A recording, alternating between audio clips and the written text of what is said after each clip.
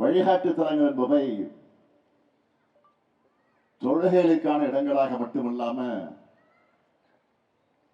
சமூக ஒற்றுமை, சமூக வளர்ச்சி, கல்வி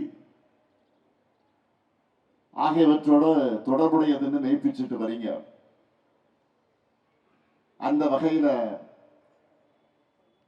முன்மாதிரி மகளா ஜமாத் விருதுகளை பெற்றுள்ள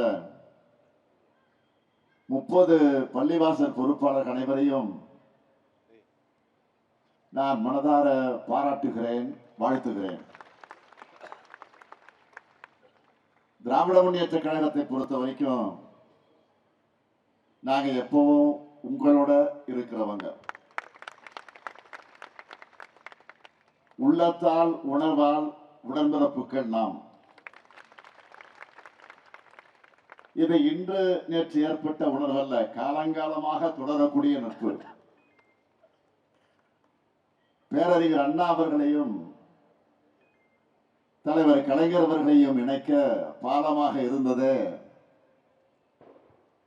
திருவாரூரில் நடந்த மிலாது நபி விழாதான்.